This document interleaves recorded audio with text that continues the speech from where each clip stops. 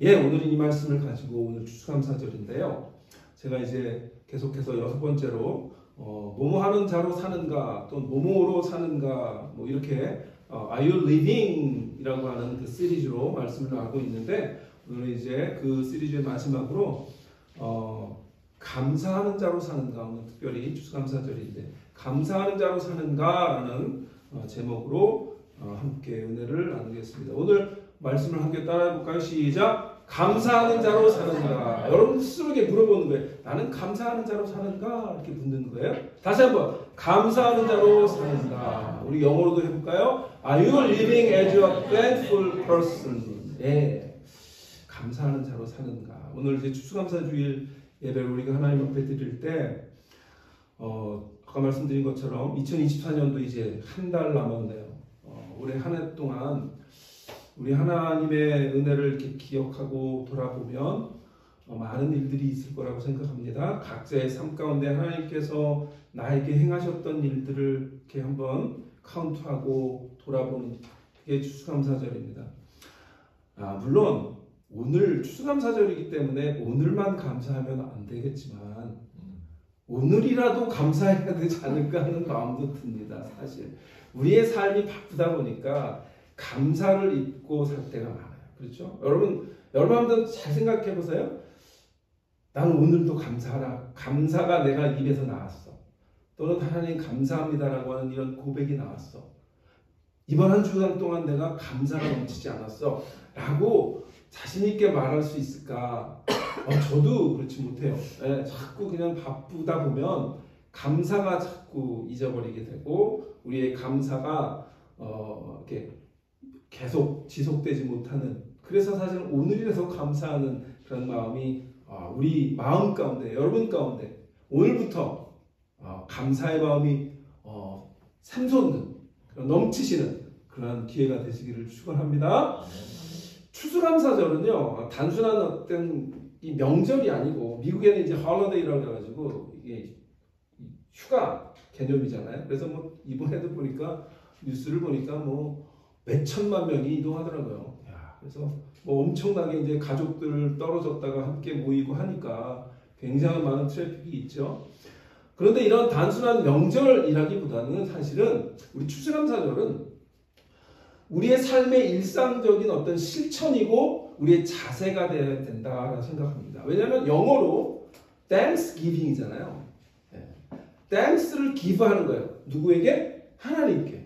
그러니까 하나님께 우리에게 감사를 올려드리는 이 삶의 태도는 우리 그리스도인의 삶의 태도이지 어떤 명절이기 때문에 추수감사절이기 때문에 감사하는 어떤 애뉴얼 어떤 리추얼이 아니라고 우리는 분명히 생각해야 될 것입니다.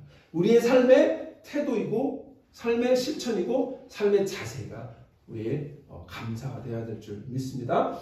감사는요 우리의 삶을 변화시켜서 우리의 부족한 것 중에서 우리의 그러니까 우리의 초점이 바뀌는 거예요. 우리의 초점이 난 이것도 필요하고 이것도 필요하고 이것도 필요하고 어떤 뭔가 계속 부족한 것 같은 그런 마음가짐에서부터 하나님께서 주신 것들을 생각해서 카운트를 하다 보면 초점이 바뀌는 거예요. 그래서 부족한 곳에서 뭐예요? 가진 곳으로 우리의 초점이 바뀌는 거예요. 그것이 감사예요. 그러니까 감사를 하다 보면 내가 없는 것을 자꾸 생각해서 불평하고 불만하기보다는 뭐예요? 하나님께서 베풀어 주신 것이 이것도 있고 이것도 있고 이것도 있네 라고 감사할 수 있는 삶의 태도가 변화되는 그런 삶이 되는 것입니다. 그런 삶이 이번 추수감사절을 통해 여러분에게 또 우리 모두에게 임하시기를 축원합니다. 오늘은요 이 바울의, 우리가 사실은 이 골로새서를 뭐 많이 보지는 않으셨을 수도 있어요. 근데 이 골로새서를 통해서 바울이 우리에게 감사가 무엇인지를 얘기를 해주고 있는데, 특별히 오늘 본문에 보면 감사라고 하는 단어가, 한번 오늘 본문을 여러분 성경 찾아보세요.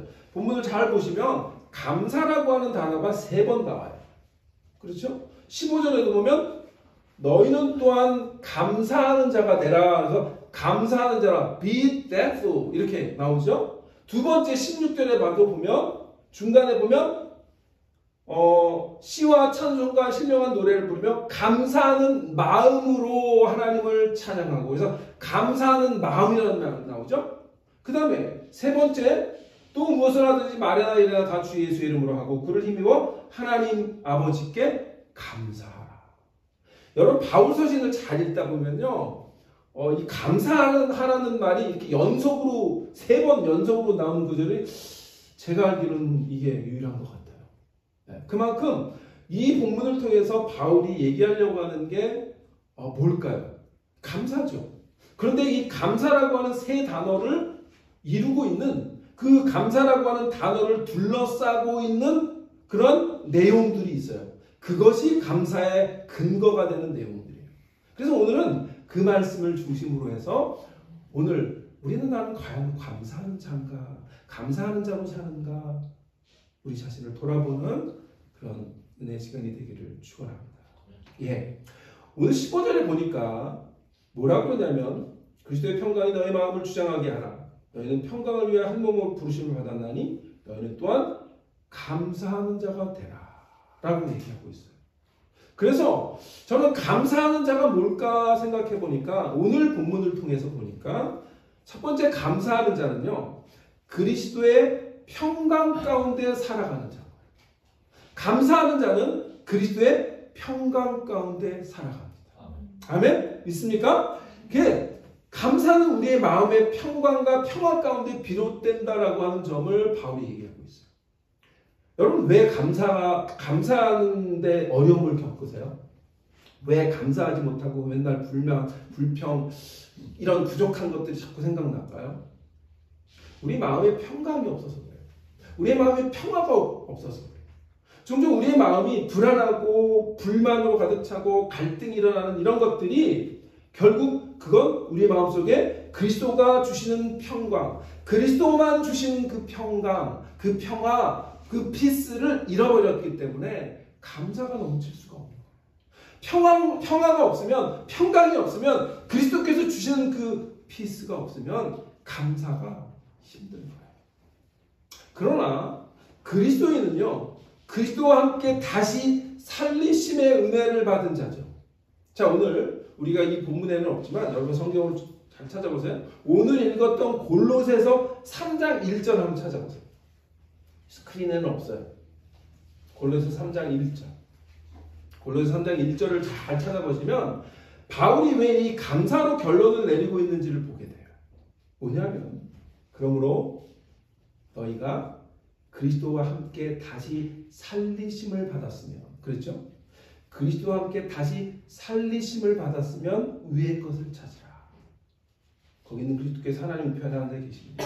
자, 우리가 감사하는 근거, 우리 그리스도인들의 감사하는 근거를 바울이 뭐라고 얘기하냐면 그리스도와 함께 다시 살리심을 받았기 때문이라는 거예요.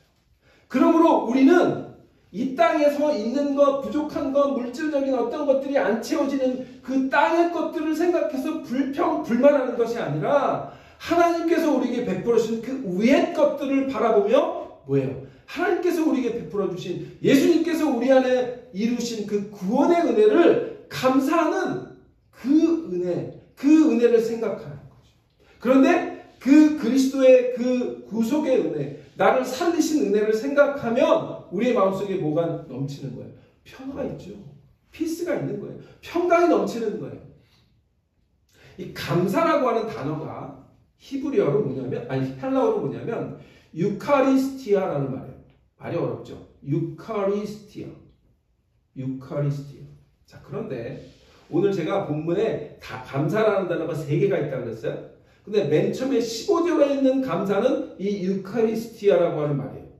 그 다음에 17절에 있는 감사의 마음, 그 감사하는 마음을 하나님께 감사하라, 하나님께 감사라고 하는 그 감사도 유카리스티아라고 하는 동일한 단어인데요. 16절에 감사하는 마음, 그 감사하는 마음이라고 할 때 그 감사는 유카리스티아가 아니라 카리스라고 하는 단어예요. 여러분, 카리스가 헬라어로 뭘까요? 요거는 헬라어가 좀 어렵지만 우리가 적어도 그리스도인이 카리스가 뭔지를 알아요. 카리스는 따라해보자. 카리스는 카리스. 은혜다. 은혜예요. 그러니까 이 유카리스티아라고 하는 말과 카리스라고 하는 말은 어원이 같아요. 어떤 어원? 은혜라고 하는 어원.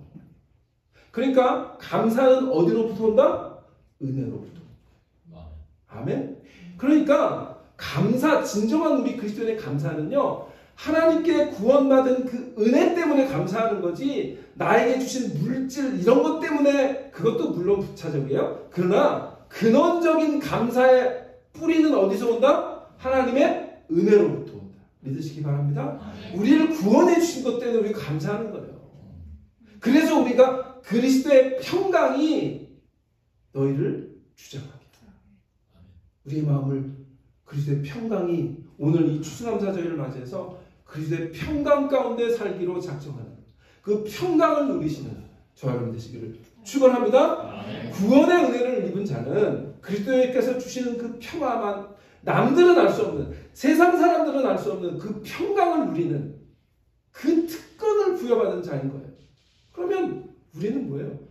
그 평화가 우리를 주장하면, 그 평강이 우리의 삶, 우리의 마음속에 넘쳐나면 뭐예요? 감사할 수밖에 없죠. 어떻게 우리 마음속에 그리스도의 평강이 넘치는데 불평, 불만, 그 다음에 남을 헐뜯고 하는 그런 언어가 나올 수가 없어요. 우리의 말이 또 우리의 행동이 감사하는 게 없다면 우리의 마음속에는 그리스도의 평강이 빼앗긴 거예요.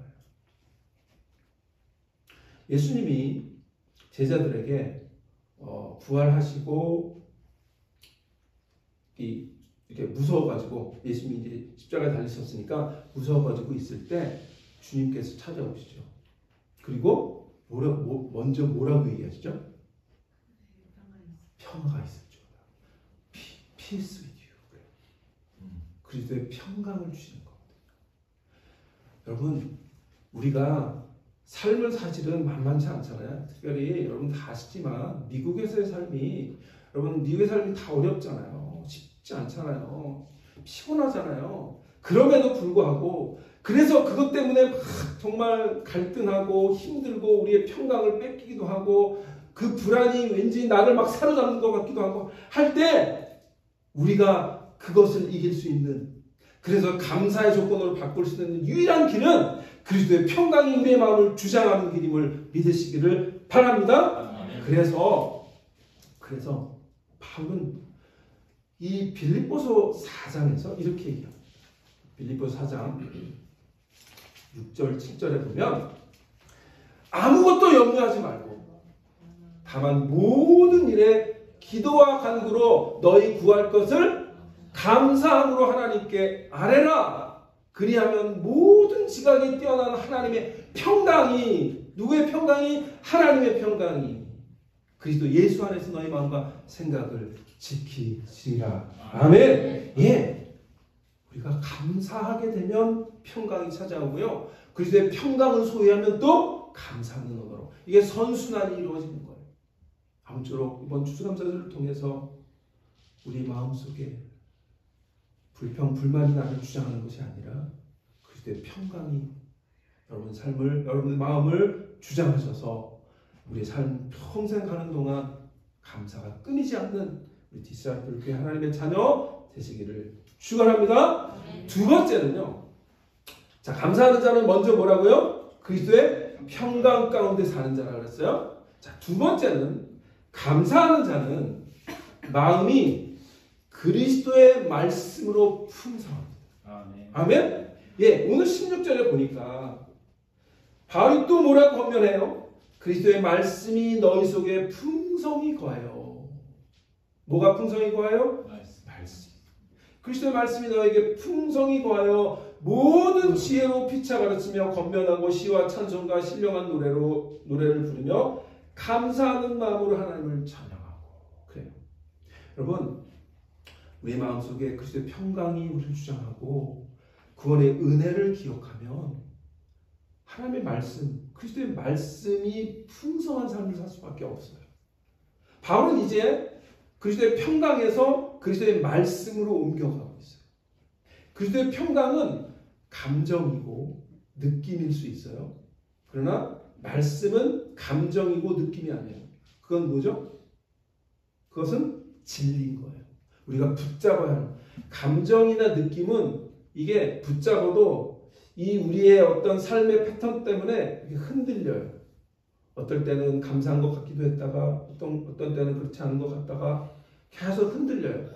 그런데 말씀은 감정이 아니에요. 말씀은 진리예요. 우리가 붙들어야 할 진리예요. 그래서 두 번째 우리가 감사할 수 있는 것은 그리스도의 말씀이 우리 마음에 풍성히 거하면 그러면 감사하는 자가 되는 거예요. 그러면 여기서 바울이 뭐라고 얘기했냐면 우리 마음에 그리스도의 말씀이 풍성히 어떻게 해요? 풍성히 거하래요. 요 단어가 중요해요. 거하래요. 거한다고 하는 말은 영어로 말하면 dwell이에요. dwell은 원어로 말하면 텐트를 치는 거예요. 내가 여기 거하기 위해서 딱 여기에 내가 거하기 위해서 텐트를 치는 것 같은 거예요. 여기에 그냥 함께 눌러 앉는 거예요. 거한다라고 하는 건 눌러 앉는 거예요. 그러니까 말씀이 우리의 삶 가운데 우리의 마음 가운데 눌러 앉도록 그 하나님의 말씀을 붙들고 살아가는 것, 그것이 하나님께 감사가 끊이지 않는 비결이에요. 여러분 그 잘 아는 기독교 영국의 그 목사님 중에 목사님 아니 기독교 이 학자 중에 C.S. 루이스라고 있어요. 이 C.S. 루이스가 우리 그리스도인을 뭘로 비유했냐면 living house, 살아있는 집으로 비유했어요. 그래서 그리스도께서 우리 삶 가운데 함께 사는 것, 그것이 그리스도인이다. 그런데 그 말을 바울도 얘기를 해요. 바울이 에베소서 3장, 우리 한번 찾아서 여기 보세요. 에베소서 3장 16절로 17절에 보면 뭐라고 얘기하냐면 그의 영광의 풍성을 따라 그의 성령으로 말미암아 너희 속사람을 능력으로 강건하게 하시오며 믿음으로 말미암아 그리스도께서 너희 마음에 계시며, 여기 나오죠. 계시며 마음에 계시게 하옵시고 너희가 사랑 가운데 뿌리가 박히고 터가 굳어져서, 그래서 뭐 그리스도께서 우리 마음 가운데 함께 계시며 라고 하는, 계시게 하옵시고 라고 기도하고 있어요. 그러니까 우리 그리스도인은요, 쉽게 말하면 그리스도가 우리 안에 거하시는 존재로 바뀐 거예요. 그러니까 그리스도가 우리 안에 거하신다라는 말은 바울은 오늘 골로새서에는 그리스도의 말씀이 풍성히 거하도록 하라는 얘기를 하고 있어요. 제가 오래전에 읽었던 책이 하나 있는데 꼭 나온 그림을 보시면 이런 책이에요. 로버트 멍어라고 내 마음 그리스도의 집이라는 책이 있어요. My Heart Christ Home. 아주 짧아요. 제가 언제 한 번은 우리 성도님들과 이 책을 읽고 한번 취해하는 시간을 가졌으면 좋겠다. 한 토요일 우리 성경 공부 때 그랬으면 좋겠다는 생각이 들어요. 굉장히 짧은 책이고요. 그리스도께서 나의 삶에 들어오신다고 하는 의미를 나의 집, 여러분들이 이제 집을 뭐 렌트하는 분도 있고 하우스를 오너하고 계신 분도 있지만 어쨌든 이 집이 내가 거주하는 내가 주인이잖아요. 그러면 내가 이곳에 거하는 이 주인으로서 우리가 이 집에 사는 동안에는 누가 주인이냐면 내가 주인인 거죠. 그래서 내가 주인으로서 권리를 행할 수 있는 거죠. 그런데 그리스도인이 있다라고 하는 것은 내 마음이라고 하는 집에 나의 소유권을 주장하지 않고 이제는 그리스도께서 나의 마음이라고 하는 집에 소유가 되셨다라고 하는 사실을 고백하는 자가 그리스도인이라는 거예요. 아멘? 그래서 거기에 보면 이제 하나하나 이 로버트 멍어 목사님인데요. 이 목사님이 하나하나 예수님이 이제 우리 자기 마음이라고 하는 집으로 초대를 했어요. 그래서 예수님과 함께 이제 집으로 들어가요. 여러분 이제 맨 처음에 집을 이렇게 뭐 렌트하거나 아파트 들어가면 맨 처음에 뭐죠? 워킹 해가지고 인스펙션이라고 하는 걸 하잖아요. 매니저랑 인스펙션 하면서 뭐 화장실도 돌아보고 뭐 거실도 돌아보고 클라짓도 돌아보면서 이게 문제가 있는지 없는지 그걸 인스펙션이라고 하잖아요. 그러니까 지금 마치 그런 거예요. 이제 예수님이 우리의 마음이라고 하는 하우스에 오셨어요. 그래서 예수님과 함께 워킹해서 이제 워크로 하는 거예요. 이 워킹해서 이 인스펙션 하는 거예요. 근데 거기에는 뭐예요? 서재도 있고요. 거실도 있고요. 주방도 있고요. 또는 작업실도 있고요. 또는 뭐 조금 여유 있는 집안은 오락실도 있고요. 그 다음에 베드룸, 침실도 있고요. 그 다음에 클로짓도 있는 거예요. 그런데 예수님이 하나하나 그걸 다 돌아보시는 거예요. 네가 이곳에서 책을 읽는구나. 네가 이곳에서 리빙룸에서 저녁에는 TV를 보는구나.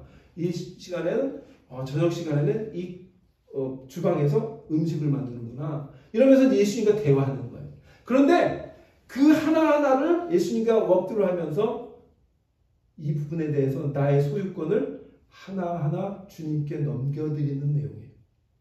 근데 사실 보면 우리의 마음이라고 하는 이 하우스에 이 마음에 수많은 어떤 생각들을 여러분 갖고 살잖아요.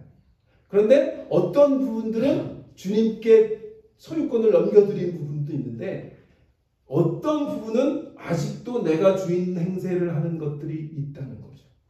그것까지 넘겨드려야 그리스도께서 풍성히 온전히 나의 마음이라고 하는 집의 주인으로 거하신다라고 하는 거죠. 명의 이전을 해야 된다는 거예요. 마지막에 그 책의 마지막에 소제목이 뭐냐면 명의 이전이에요. 그러니까 오너십을 트랜스퍼하는 거죠. 그래서 다 안에 있는 서재도 주님께 열쇠를 드리고 주방도 열쇠를 드리고 다 열쇠 드렸는데 마지막에 이 전체 집의 오너십을 아직 안 준 거예요. 그런데 그것까지 주님이 요구하셔요. 이게 그리스도의 마음이 그리스도의 말씀이 우리의 마음에 풍성히 거하는 거예요. 그분이 우리와 그냥 옆에서 그냥 게스트룸에서 이렇게 사시는 게 아니라 나의 전 주인이 되셔서 나를 다스리는 것, 나를 온전히 주장하는, 그래서 주인 행세를 하시는 것, 그것이 그리스도의 삶이에요. 믿으시기 바랍니다. 그래서 그런데 그렇게 하려면 그리스도의 말씀이 우리 마음속에 충만할 때 그 말씀이 우리의 삶을 주장하고 우리의 마음의 모든 행동 거지를 주장하게 돼요. 그럴 때 불평과 불만이 아니라 감사가 넘칠 수 있다고 하는 사실 믿으시기 바랍니다. 아멘. 이렇게 말씀이 풍성한 자들을 구약 성경에는 뭐라 그랬을까요? 시편 1편에 보면 복 있는 사람이라고 그랬어요. 시편 1편 보세요. 시편 1편에 복 있는 사람은 악인의 꾀를 따르지 아니하며 죄인의 길에 서지 아니하며 오만한 자들의 자리에 앉지 아니하고 2절에 오직 여호와의 율법을 주야로 묵상하며 그것을 즐거워하며 그의 율법을 주야로 묵상하는도다. 그는 시냇가에 심은 나무가 철을 따라 열매를 맺으며 그 잎사귀가 마르지 아니함 같으니 그가 하는 모든 일에 다 형통하리로다. 아멘. 그래서 그리스도의 말씀이 우리 가운데 풍성한 자를 구약 성경에는 복 있는 자라고 했어요. 그러니까 그리스도의 말씀이 우리를 완전히 주장하면, 그래서 그 말씀이 우리와 함께 거하시면 우리는 감사하는 자가 되고 구약의 언어로 말하면 복 있는 자가 되는 거예요.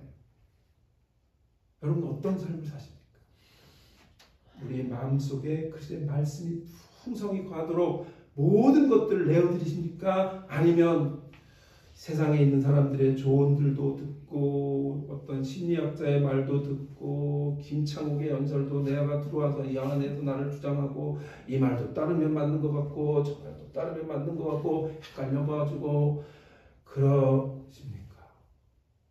여러분 뭐 저도 이제 유튜브를 많이 보는데 유튜브를 보다 보면 좋은 것들도 있지만 막 굉장히 많은 것들이 흘러다녀요. 그러다 보면 마치 그게 그 사람이 어떤 강연한 것들이 굉장히 맞는 것 같은 느낌을 막 들어요. 그래서 그런 걸 막 따라가요. 그러면 그리스도의 말씀이 나를 주장하는 게 아니라 그 말씀이 나를 자꾸 이렇게 침범해 들어오는 거죠. 여러분 그리스도의 말씀이 여러분 마음속에 충만히 풍성히 거할 수 있는 그래서 그 모든 것들 내어드릴 때 우리의 마음속에 감사하는 마음으로 충만하게 될 줄 믿으시기 바랍니다. 마지막으로요. 감사하는 자는 모든 말과 일을 그리스도의 이름으로 합니다. 오늘 17절에 보니까 바울이 이렇게 권면하죠. 또 무엇을 하든지 말에나 일에나 다 주 예수의 이름으로 하고 그를 힘입어 하나님 아버지께 감사하라. 무엇을 하든지 말에나 일에나 다 주 예수의 이름으로 하고 그를 힘입어 하나님께 감사하래요. 마지막으로 바울은 이제 이 감사를 우리의 삶의 총체성과 연결시키는 거예요. 우리의 삶의 총체적인 삶의 모습들. 그러니까 아까 이제 두 번째는 우리의 마음 속에 있는 것들을 하나님 주님께 다 내어드리는 거라면 이제는 마음뿐만 아니라 뭐예요? 내 삶 전체예요. 그 삶 전체는 뭐예요? 우리의 마음뿐만 아니라 내가 하는 말, 행동, 모든 것들이죠. 일거수일투족인 거죠. 그래서 우리의 말과 행동이 과연 하나님께 감사하는 자인가라는 거죠. 그걸 돌아보는 겁니다. 여러분, 여러분들의 말이, 여러분들의 언어가, 여러분들의 행동이 정말 그리스도를 드러내는 그런 삶을 살고 계십니까? 우리의 말과 우리의 행동은 우리의 마음속에 있는 것을 가장 명확하게 보여주는 지표예요.